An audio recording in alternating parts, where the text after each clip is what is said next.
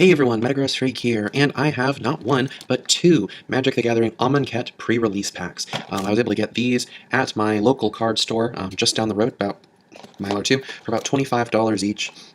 It's actually my first pre-release event, and I didn't end up going because, well, I haven't been to a pre-release before, but I had work that day, and, after a long day of work, because I got up at 6:30 in the morning, I wasn't really feeling up to doing Magic the Gathering at midnight. So yeah, I will open, I'm taking off the wrapping from both of them now, but I'm going to do this one and then this one. So yeah, that's kind of exciting. There's a couple cards I know of that I want to get, or I'm hoping that I draw, and those cards are, let's see here. I'm hoping to get Nisa, Steward of Elements, though that's a mythic into Planeswalker, so that's unlikely. I'm also hoping to possibly get a Prowling Serpopard, which is that cat snake that can't be countered, so really good anti-blue. And then I'm also hoping to get a Ronus the Indomitable, which is the green legendary god. If I get the red god, that'll be cool too. So, and of course if I don't get any of those cards, that's fine. But there's a number of packs in each box, so hopefully I'll get at least one of those cards. So let's see here. It's kind of just like a little cardboard sleeve. Nice little kind of treasure box symbol. You've got kind of like a scarab beetle thing going on. Looks like a couple different images of the gods. You have the cat god. I think that's the on the bottom, the crocodile god on the top. Kind of has a very scarab Ankh-looking look. Oh, and then that just simply opens up like this. That's pretty cool. I'm definitely going to be holding on to... Oh, they had like these little tabs. Okay. I'm going to be holding on to this box, though. This is a cool box. We have here a Amonkhet die. You can't tell very well, but it is a kind of a metallic, translucent die, a D20, and it has kind of a silverish white numbers, which is pretty cool. The promo card is Archfiend of Ifnir. You can see it's even dated for the promo card. It costs. I'm gonna try to. I'm gonna take this out of the package because I want to be able to show you while reading it. And the plastic is making it really reflective. So there's that artwork. Hopefully it'll. You can see it's some kind of it's a very demon-looking character. It costs 3 and 2 black. It's a 5/4, so it's actually not a bad cost. It breaks even. It has flying, and then cycling 2, which is of course costs 2 to discard this card to draw a card. And its ability is whenever you cycle or discard another card, put a -1/-1 on each creature your opponent controls. That's what's it say? On each creature your opponents control. Wow, that is a really good effect. I would hate to go up against this in EDH. That's a pretty scary effect. Let me see here. I'm not sure if any of these things come out. Oh, they do. They do come out. Okay. Again, I haven't done this before, so I'm kind of just going off of what I'm observing. Oops, I dropped the sleeve thing. It looks like this is kind of a glued-in insert, but it does kind of lift out, which is kind of cool.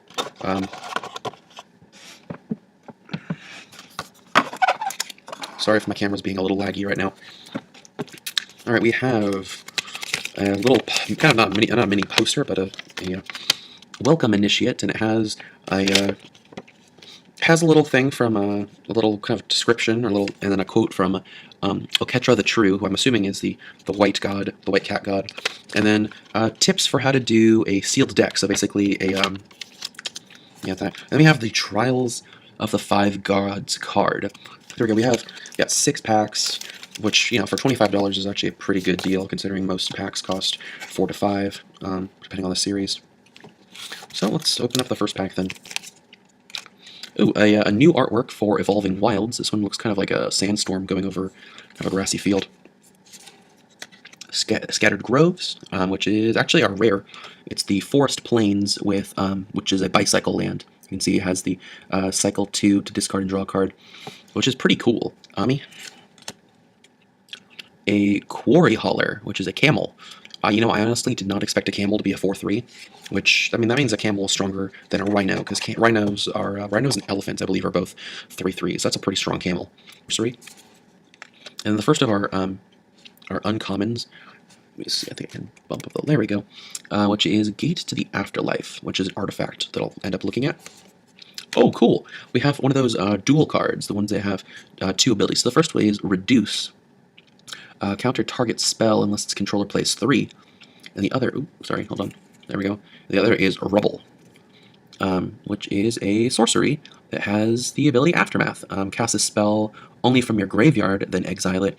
Up to 3 target lands don't untap during their target's controller's next untap step. Wow, that's pretty cool.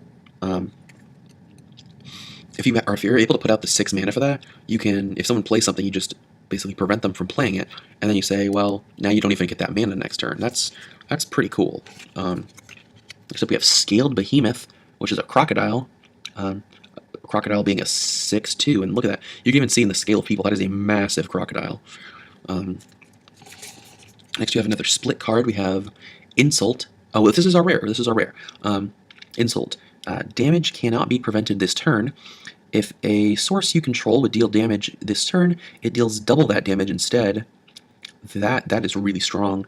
And then next we have Injury, which costs 3 and has Aftermath. Cast this spell only if it's in your graveyard, then exile it. And then Injury deals 2 damage to target creature and 2 damage to target player. That's not a super strong, to be honest, that's not a super strong ability, but the fact it can be played from the graveyard is pretty cool. And then Insult. Insult's a great card. I'm probably going to use that. And we have a foil. Scribe of the Mindful, which is another human cleric.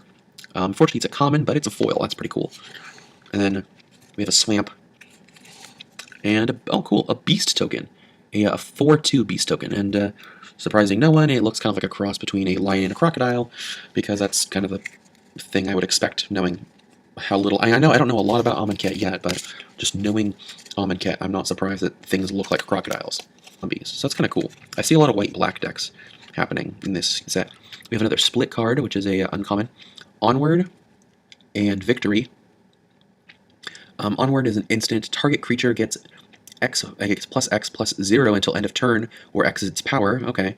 Plus 3 for doubling power.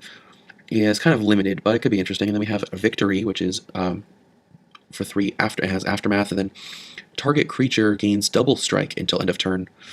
Double strike for 3 is pretty costly. I don't know why this is an uncommon. I would have made this a common. Not a big fan of this. Then we have a Decimator Beetle, which is an insect for 3, a black and a green. It's a 4/5. When Decimator Beetle enters the battlefield, put a -1/-1 on target creature you control. Okay. When Decimator Beetle attacks, remove a 1/1 counter from target creature you control, and put a 1/1 counter on up to 1 target creature defending player controls. Okay, so if you're able to give this thing haste, that's pretty cool. I like that ability. Next we have Crocodile of the Crossing, a 5/4 crocodile with haste. Not bad. And cool. We got Prowling Serpopard. This is one of the cards I wanted. It's a cat snake. It's 3 for a 4/3.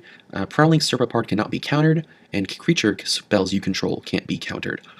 That is really good. I have a good amount of anti-blue in my EDH deck. This is going in my EDH. That's pretty awesome. And we have a forest. Actually, a rather nice looking forest artwork. Open into Wonder, which is an X-cost sorcery. Okay, we have the entire Gatewatch here. We have Jace, we have Chandra, Nisa in the back, Liliana. For some reason I keep forgetting the white planeswalker's name, but yeah, it's a X with 2, X and 2 blue. X costs is so it's X target creatures can't be blocked this turn, which is pretty awesome. Until end of turn, those creatures gain whenever this creature deals combat damage to a player, draw a card. That is phenomenal. You put that in a token deck, and we have as our rare Oracle's Vault. This is one of the cool cards I was looking at before. It wasn't in one of my I want it list, but this is a good card. Then we have just a Plains. Actually, it's a rather nice looking Plains artwork. And then another Beast token. Best Walker. Here, cool. True Heart Twins, and it's an uncommon. 4/4 Jackal Warriors for 5. You may exert True Heart Twins as it attacks, which means it doesn't attack during my next untap step. Whenever you exert a creature, creatures you control get +1, +0 until end of turn. So it becomes a 5/4 basically if you exert it, but it becomes even better if you swing with multiple things. That's not a bad card. I might consider using that. And for our rare, we have another split card. We have Never and Return. Never is one colorless and 2 black. Destroy target creature or planeswalker. Target planeswalker is pretty good. And then Return is 3 colorless and 1 black, which has exile target card from a graveyard. Create a 2/2 black zombie creature token. That's kind of a good, like, this is kind of a good anti-black ability. This is just a good anti-planeswalker ability. Then we have another foil. We have a Wayward Servant, which is, I think that's an uncommon. Yeah, it's a foil uncommon. That's pretty cool. Wayward Servant is 1 white, 1 black for a zombie. It's a 2/2. Whenever another zombie enters the battlefield under your control, each opponent loses 1 life, and you gain 1 life. That is pretty cool and going to be really good in zombie decks. So like I said, a white-black deck would probably be really good, and here's an example of it being really good. We have Forest. I'm not really a big fan of the forests in Amonkhet, but, you know, whatever. I have a lot of forests that I like. Our rare, Channeler Initiate, which is a 3/4 human druid for 2. That's phenomenal. When Channeler Initiate enters the battlefield, put up to 3 -1/-1 counters on target creature you control. And it has tap. Its tap ability is remove a 1/1 creature from Channeler Initiate and add 1 mana of any color to your mana pool. That's pretty cool. I like this card. I'm probably going to use that. Another Plains. And then a Warrior, which is a 1/1 with Vigilance. Warrior token there. Nice. Alright, so that was the first pre-release pack. Let me pause for a second and I'll get the next pack started then. Alright, so here's the other pack. I'm assuming it's going to be basically the same thing. I'm assuming even though like the promo is going to be the same. Got another dice. It's exactly the same.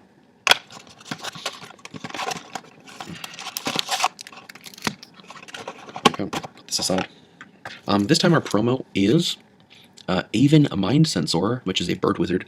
He's got a really cool looking artwork.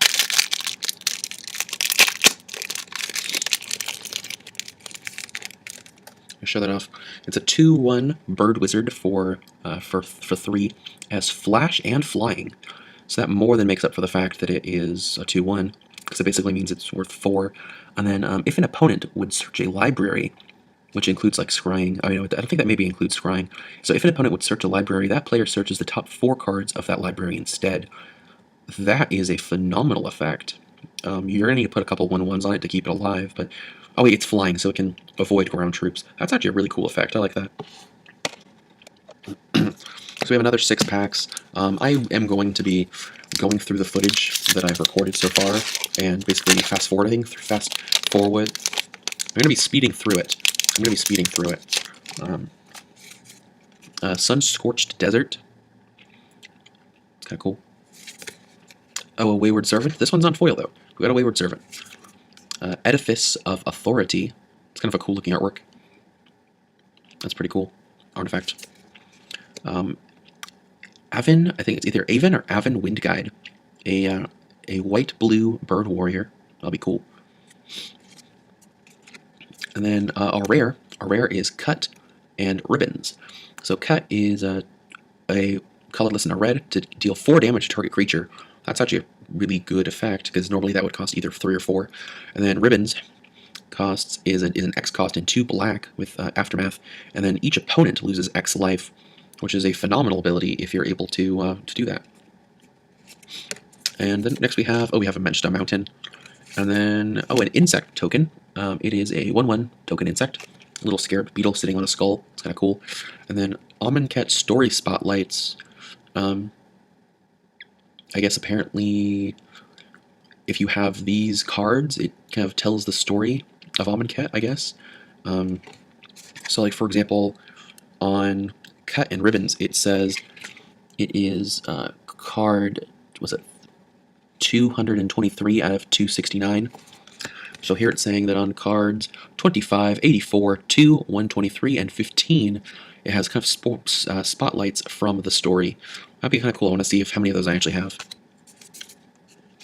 Kefnet's Monument. Cool. It's a legendary artifact. That's pretty cool. And then On Crop Champion, which has just kind of this guy with a spear riding what looks kind of like a tusked horse. He is a 4/4 for 4. You may exert on crop champion as it attacks. Let's see. When you do, untap all other creatures you control. That's pretty cool. And for a rare, we have Shadow of the Grave, which has a rather chilling artwork. It looks kind of like a regular guy, but his shadow is extremely elongated, showing a skeleton. Its ability, it costs 1 and a black, and says, instant, return to your hand all cards in the graveyard that you cycled or discarded this turn.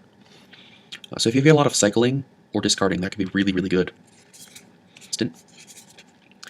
Honed Kopesh, which is an artifact. One of the few equipment pieces we've seen in this set. Very nice. Manglehorn, which is just a beast.